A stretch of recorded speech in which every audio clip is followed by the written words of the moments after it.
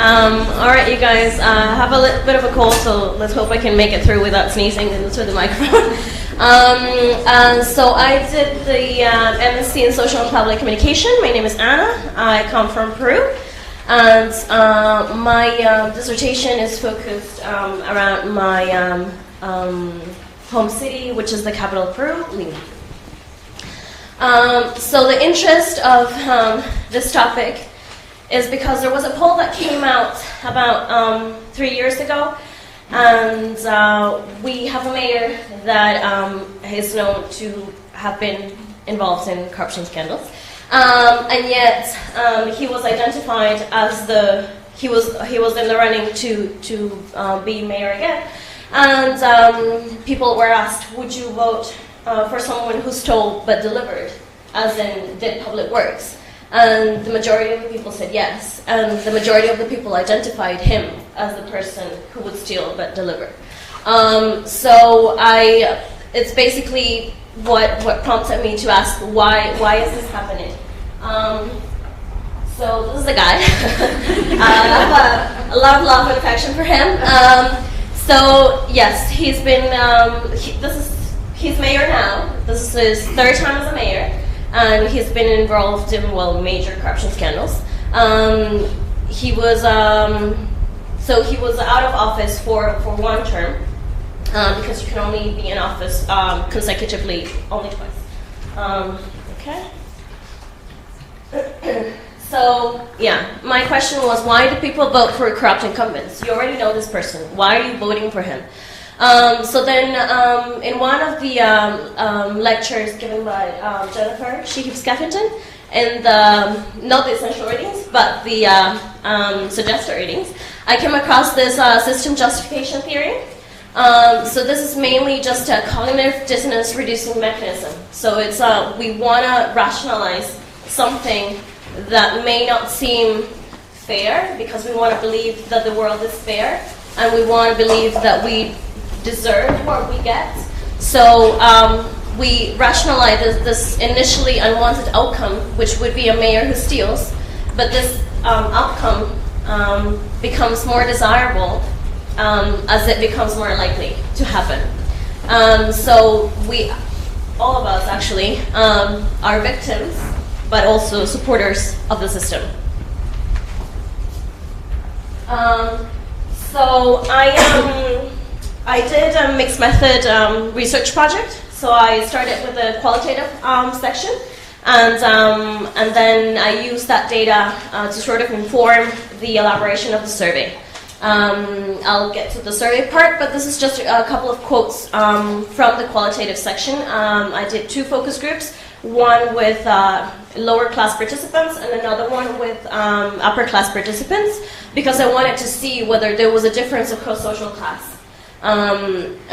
Whether the social class actually made you more or less tolerant to this corrupt behavior. In each focus group, half were supporters of the mayor, half were disapproving of the mayor. So there was a rich discussion there. So the first quote is from the upper class focus group. So this is a woman who was saying, that she was upset. She was visibly upset because she was trying to speak against this conformity, about speaking, why do we vote for the lesser evil? And there were some giggles, and that happened throughout the focus group, which I thought was quite curious. And she was like, it's not funny, take it seriously. And then the second part, the second quote is from an exchange in the lower class focus group. So this was, from that focus group, what I got was they just didn't believe that a mayor who didn't steal was possible. So when prompted with a question, would you believe when somebody, they said, a mayor who was running for election, would you believe if they say they didn't steal? And they were like, no, that's a lie. All of them steal. So that got me to ask in the survey. I did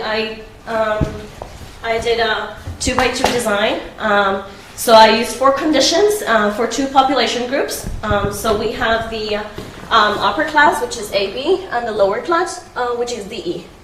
And basically the 4 conditions were either the mayor, steals but delivers, doesn't steal and doesn't deliver, steals and doesn't deliver, and doesn't steal and delivers. So it's just a variation between honesty and efficiency, if you would like to think that way. To my surprise, I found that there were no significant differences between the 2 social groups. So upper class and lower class, basically, even though there was in the 3rd condition a little bit of difference, it was not statistically significant. And then, so what I also got, so I used a couple of scales in the survey because the project was quite ambitious. I wondered, because of the previous slide, I wondered whether from the focus group there was a difference in political efficacy. That's more of a concept from political science. I have a background in political science. The sense of power, which is a more social psychological concept. So I wondered, also I included these 2 scales in the project, and wondered whether there was a difference according to social class in these 2 concepts. I don't know if I'm making myself clear, but you can ask me any questions anytime. So again, what I found is that there was lack of political efficacy and low sense of power across the social class. So especially what surprised me was in the upper class, there was lack of political efficacy. You would think people who have more power, acquisition power, would be able to make their voices heard a little bit more, but they felt frustrated that they didn't. And just the low class group, they felt they have no power. And so corruption was described as, so stealing and delivering was described as being yin and the yang. Yeah, so it was described as, well, it's the 2 sides of the same coin. You do stuff, but you take stuff, basically. So what can we do? So what about social change? How is this going to change? Because I had some interesting results, which I can go into if you ask me any questions. In the scales that use the political efficacy and the sense of power, I think there's room for more research. So that's for the next part of this project. Thank you, guys.